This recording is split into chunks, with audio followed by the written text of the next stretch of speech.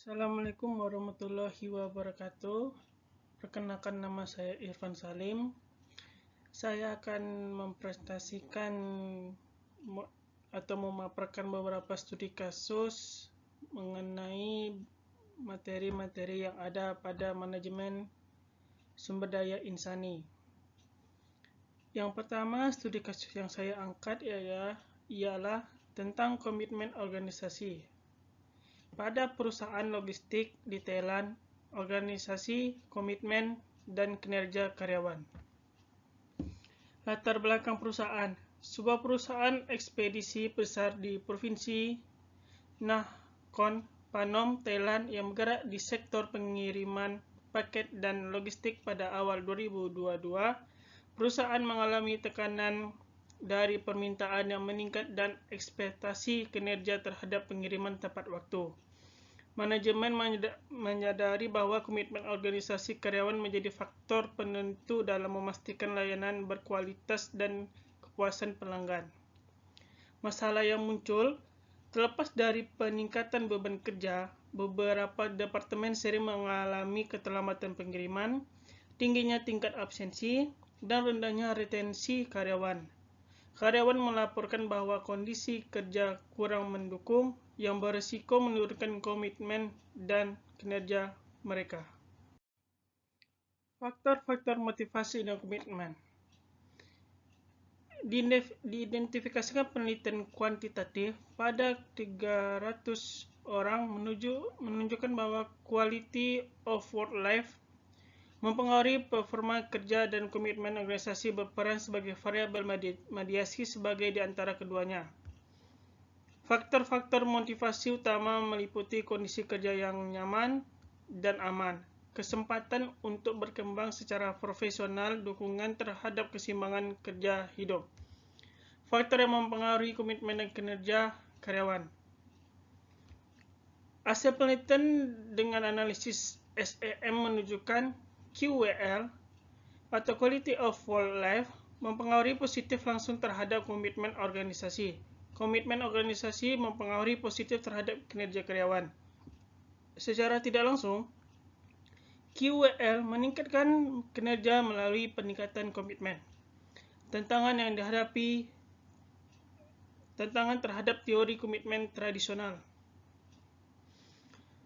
Komitmen organisasi bukan hanya dipicu oleh gaji atau pengakuan, tetapi juga ditentukan oleh kualitas lingkungan kerja secara keseluruhan. Oleh karena itu, teori komitmen harus mempertimbangkan dimensi kesejahteraan kerja, hanya loyalitas atau afeksi terhadap organisasi.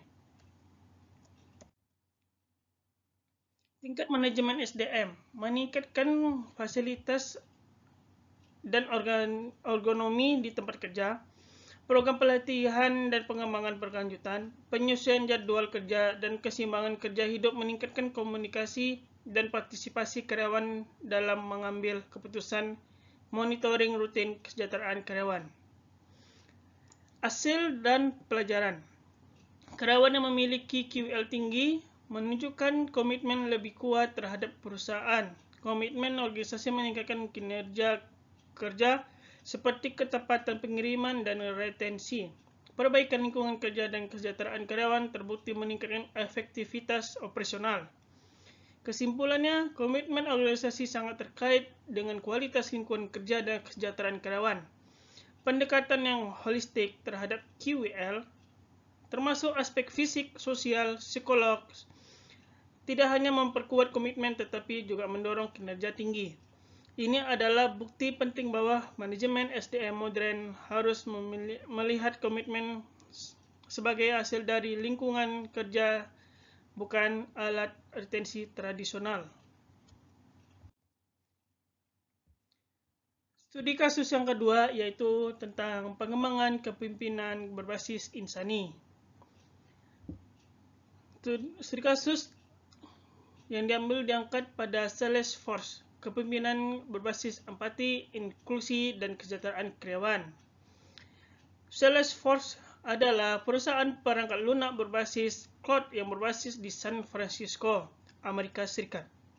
Dikenal luas dengan platform CRM-nya Salesforce merupakan pemimpin global dalam layanan pelanggan, penjualan dan pemasaran digital di bawah kepemimpinan CEO Marc Benioff. Salesforce mempromosikan nilai-nilai human-centric leadership yang mendepankan empati, tanggung jawab sosial, dan keberagaman. Kepemimpinan berbasis insani ini menjadi lebih menonjol sejak 2020, ketika pandemi global memaksa perusahaan di seluruh dunia untuk mengevaluasi ulang hubungan antara karyawan dan tempat kerja. Motivasi yang muncul selama masa pandemi dan ketidakpastian ekonomi, Salesforce menghadapi sejumlah tantangan besar yang berdampak langsung terhadap kesejahteraan dan motivasi karyawan, seperti transisi mendadak di sistem kerja jarak jauh atau remote work, tingginya tingkat kecemasan dan tekanan mental pada karyawan akibat kondisi global, kebutuhan untuk menjaga budaya inklusi dalam tim yang tersebar secara geografis, perlunya penyusunan dan gaya kepemimpinan yang tepat membangun keterlibatan dan produktivitas. Dampak dan reaksi.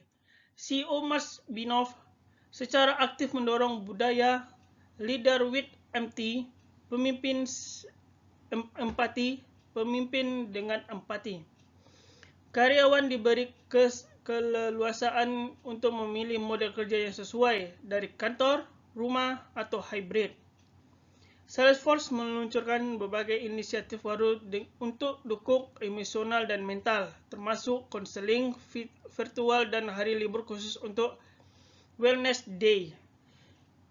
Perusahaan juga meningkatkan keterlibatan sosial dengan fokus pada keadilan rasial, gender, dan kesetaraan ekonomi. Tindakan manajemen SDM, pelatihan kepemimpinan human-centric, inisiatif kesejahteraan mental, fleksibilitas kerja, komitmen pada DEI, diversity, equity, dan inclusion, keterlibatan komunitas. Hasil dan pembelajaran, Salesforce mempertahankan posisi sebagai salah satu best place the world versi Forbes dan Glassdoor selama beberapa tahun berturut-turut. Engagement karyawan tetap tinggi meskipun terjadi disrupsi global.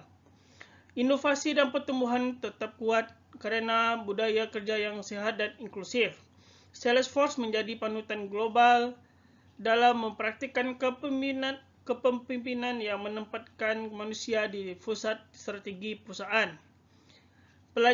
Pelajaran penting, investasi dalam kesejahteraan dan empati bukan biaya, tetapi kekuatan strategis. Kesimpulannya, kasus Salesforce menunjukkan bahwa kepemimpinan berbasis insani bukan hanya sekedar pendekatan idealis, tetapi merupakan strategi manajemen yang relevan untuk membangun ketahanan organisasi, loyalitas karyawan, dan keunggulan kompetitif dalam dunia yang penuh ketidakpastian dan perubahan. Organisasi yang menempatkan nilai kemanusiaan fondasi akan lebih adaptif, inovatif, dan berkelanjutan. Semua bagian telah ditranskripsikan.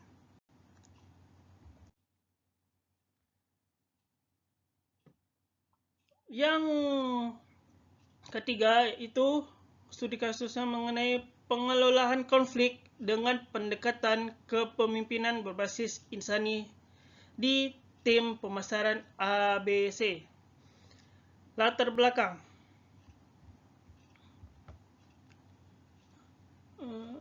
Tim pemasaran ABC bekerja pada proyek peluncuran produk yang penting bagi kesuksesan perusahaan.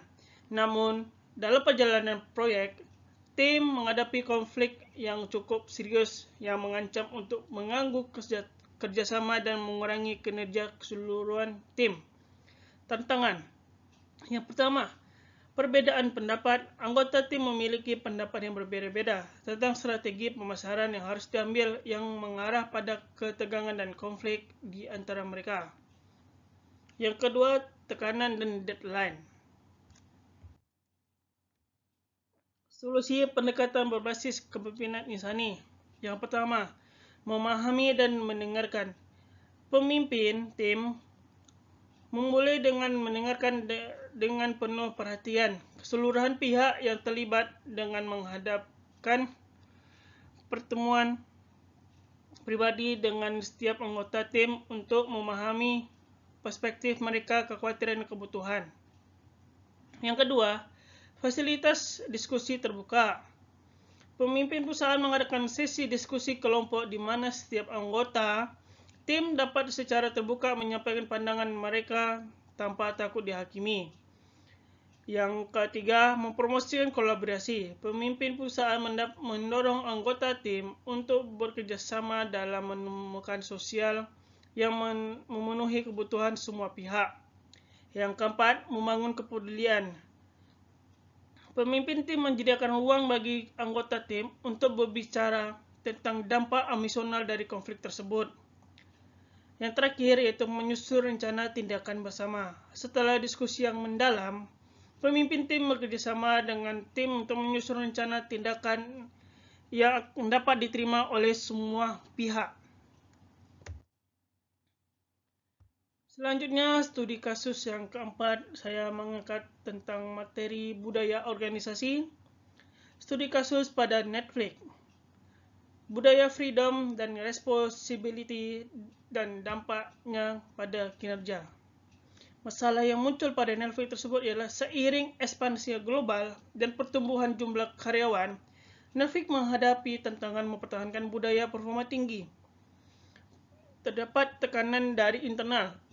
Garis budaya kadang berbenturan dengan tuntutan biaya, kesejahteraan karyawan, dan sensitivitas sosial konten. Elemen budaya yang diidentifikasi, freedom dan responsibility. Karyawan memiliki fleksibilitas tinggi, namun ekspektasi performa tinggi. Talent density, hanya mempertahankan talenta terbaik. Kipertes digunakan untuk menegakkan standar. Radikal candor dan transparansi. Umpan balik harian, akses ke informasi keuangan dan keputusan manajemen. Konteks not control. Meminimalkan aturan, memberi konteks untuk mengambil keputusan mandiri. Tantangan budaya dan masalah sosial. Penyesuaian parental leave. Kebijakan cuti panjang dikurangi, menimbulkan kekerasan karyawan saat fokus berpindah ke efisiensi dan profitabilitas.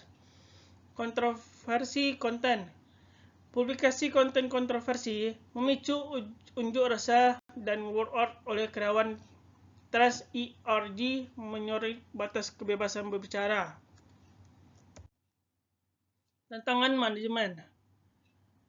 Revitalisasi culture memo. Revisi budaya untuk menekankan employee ownership dan accountability.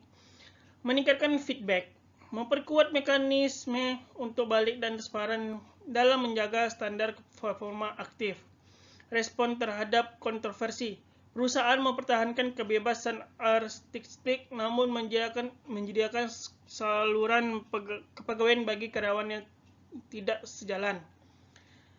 Hasil dan pembelajaran, keunggulan inovasi dan performa, budaya high performance dan otonomi mendorong pertumbuhan dan inovasi namun memerlukan pengelolaan risiko, burnout, dan sensitivitas budaya. Budaya dinamis namun rapuh. Perubahan signifikan dalam kebijakan cuti, kontrol konten, menimbulkan kebingungan internal dan kritik menandakan bahwa budaya perlu terus dijaga dan disesuaikan. Keterbukaan versus homogenitas. Kesimpulan pada studi kasus Netflix ini adalah kasus Netflix menggambarkan bagaimana budaya organisasi yang didesain dengan teliti menekankan otonomi, performance tinggi, dan transparansi dapat menjadi mesin inovasi dan keunggulan kompetitif. Namun, kompleksitas globalisasi, kesejahteraan karyawan, dan sensitivitas budaya juga memunculkan tantangan baru. Kunci keberhasilan budaya adalah adaptasi kontekstual dan keseimbangan antara nilai fundamental dan tanggung jawab sosial. Studi kasus selanjutnya, saya mengangkat tentang budaya organisasi yang mendorong pertumbuhan pada PT Touch Growth. PT Touch Growth adalah perusahaan teknologi yang bertujuan untuk menjadi pemimpin dalam inovasi dan pengembangan produk-produk revolusioner. Untuk mencapai tujuan ini, mereka telah berkomitmen untuk menciptakan budaya organisasi yang mendorong pertumbuhan bagi semua karyawan mereka. Langkah-langkah yang diambil oleh PT Touch ialah budaya mempelajari aktif, telah menetapkan budaya di mana pembelajaran terus-menerus dihargai dan didorong mereka menyediakan akses di platform pembelajaran online, pelatihan internal, dan bantuan keuangan untuk karyawan yang ingin mengejar pendidikan lanjutan. Yang kedua, program pengembangan yang berkelanjutan. Perusahaan telah meluncurkan program pengembangan karir yang berkelanjutan di mana setiap karyawan memiliki rencana pengembangan pribadi yang disusun bersama manajer mereka.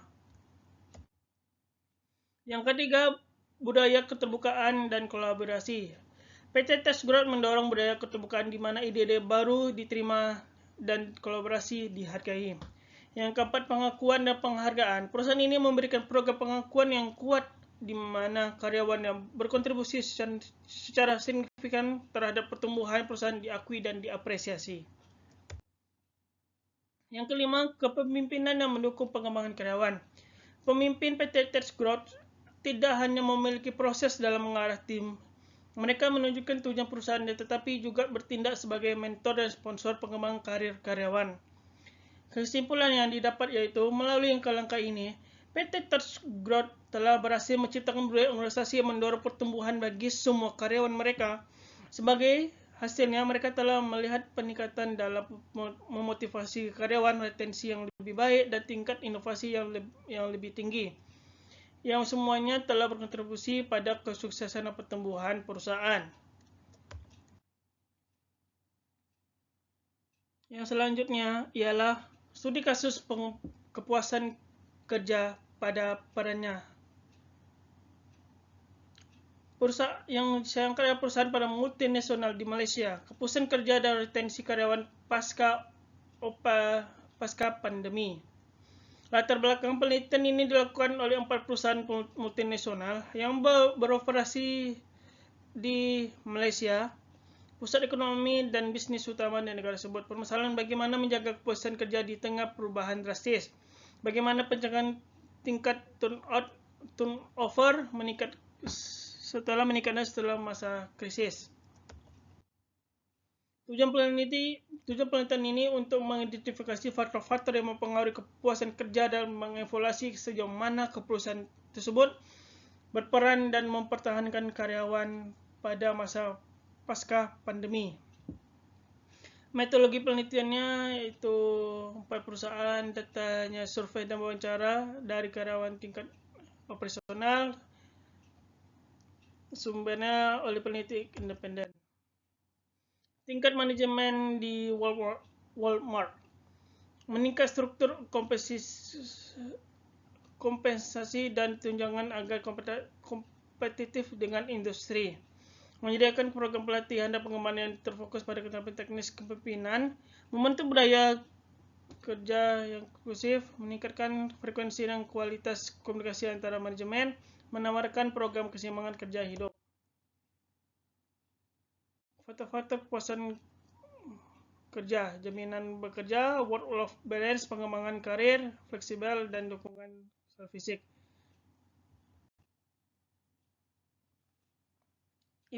Aplikasi praktif. HR manajemen mengedepankan pendekatan berbasis kesejahteraan dan fleksibel. Perusahaan harus mengembangkan kebijaksanaan kerja hybrid, investasi dan employee well-being.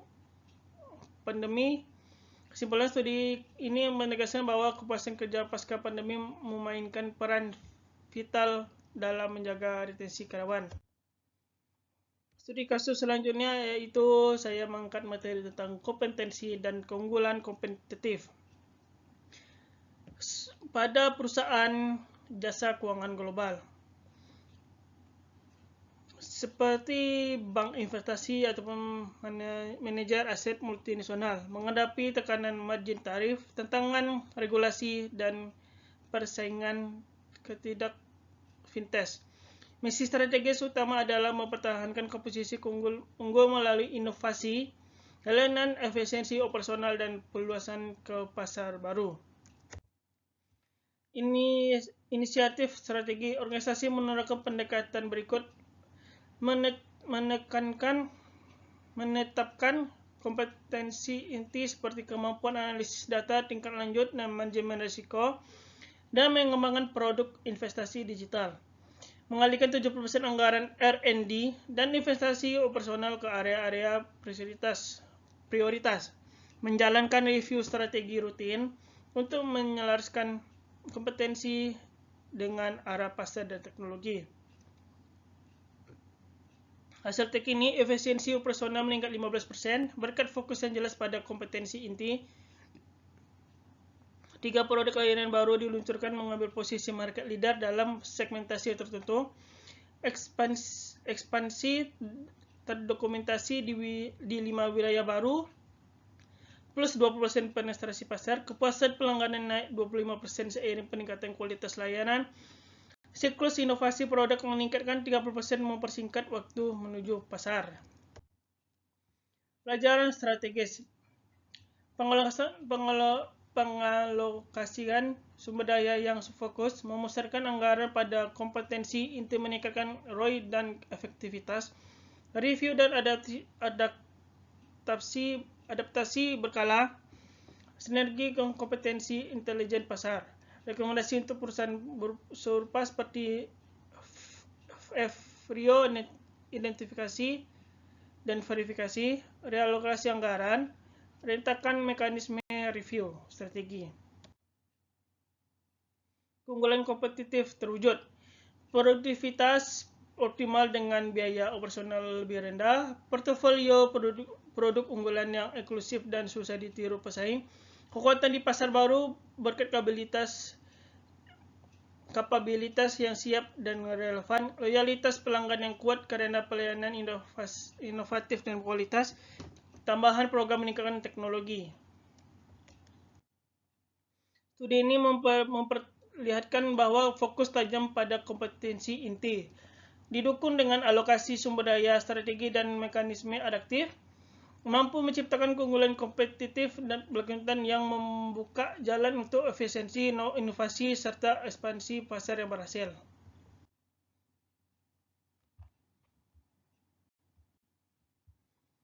Studi kasus reward restrukturisasi besar-besaran pasca kebangkrutan. Pelajaran strategi: mengurangi beban sewa, peringatan tekanan operasional, negosiasi dengan kreditor untuk konversi utang dan ekuitas, memungkinkan penataan kembali struktur modal perusahaan, pengakuan realitas pasar, penyesuaian skala bisnis, dan komitmen sewa dan kembali pasca krisis dan kunci keberhasilan. Kesimpulan ada restrukturisasi multidimensi reward, mengembangkan konversi utang, mengurangi kontak sewa, dan suntikan dana strategi untuk menyelamatkan perusahaan. Adaptasi cepat ini menjadi model penting bagi perusahaan dengan skala drastis yang menghadapi beban utang besar dan perusahaan pasar drastis. Studi kasus yang 9 yaitu studi kasus saya angkat tentang materi psikologi organisasi dalam manajemen sumber daya insani. Pada COP-NOT, layanan kesehatan mental berbasis psikologi positif di Amerika Serikat. COP-NOT didirikan oleh Johnny Crowder pada tahun 2018 di Amerika Serikat sebagai layanan kesehatan mental berbasis HEART. Misi perusahaan ini adalah membantu individu mengatasi depresi, kecemasan, dan tantangan kesehatan mental lainnya melalui pengiriman pesan teks. Pesan-pesan tersebut berisi afirmasi positif, fakta psikolog, latihan, dan jurnal yang telah disetujui oleh profesional. Langkah utama dalam sumber daya manusia insani mengirimkan afirmasi positif secara rutin untuk memperkuat pikiran dan emosi pengguna. Memberi latihan psikologis untuk membantu pengolahan emosi dan stres. Menyediakan fakta-fakta psikologis yang edukatif untuk meningkatkan kesadaran dan pemahaman mental. Menggunakan pendekatan berbasis kekuatan individu yang berfokus pada pengembangan potensi dan kesejahteraan holistik pengguna. Studi kasus yang terakhir adalah studi kasus tentang motivasi kinerja karyawan pada Walmart, teori motivasi dan kinerja karyawan. Walmart adalah perusahaan retail multinasional asal Amerika yang merupakan salah satu perusahaan terbesar di dunia berdasarkan pendapatan dan jumlah karyawan, yang berfokus pada peningkatan kerja dan motivasi karyawan sebagai upaya untuk mempertahankan posisi pasar, meningkatkan produktivitas di tengah persaingan retail dan semakin ketat. Masalah yang muncul meskipun menjadi perusahaan yang besar dan ribuan karyawan, Walmart menghadapi tantangan dalam menjaga motivasi dan kinerja karyawan secara konsisten ke seluruh jaringan toko dan pusat distribusi. Tantangan ini meliputi bagaimana mengintegrasikan berbagai faktor motivasi yang mempengaruhi kepuasan kerja, sekaligus memahami kinerja yang optimal. Walmart menerapkan beberapa langkah strategis. Yang pertama ialah meningkatkan struktur kompensasi dan tujuan agar lebih kompetitif dengan industri, menyediakan program selanjutnya dan mengembangkan terfokus pada keterampilan teknis dan kepemimpinan, membentuk budaya kerja yang inklusif dan mendorong kerja sama antar tim, meningkatkan frekuensi dan kualitas komunikasi antar manajemen dan karyawan, menawarkan program keseimbangan kerja atau hidup hybrid. Kesimpulan, kasus Walmart menunjukkan bahwa motivasi dan kinerja karyawan dipengaruhi oleh berbagai faktor yang saling terkait. Pendekatan manajemen sumber daya manusia yang komprehensif dan menggabungkan aspek kompensasi, pengembangan, pengakuan, dan kesejahteraan dapat menciptakan lingkungan kerja yang memotivasi dan produktif. Hal ini menegaskan pentingnya menerapkan teori motivasi dalam konteks praktis dan dinamis di perusahaan besar. Oke, sekian presentasi saya tentang 10 studi kasus yang saya angkat pada manajemen sumber daya insani. Saya ucapkan terima kasih. Assalamualaikum warahmatullahi wabarakatuh.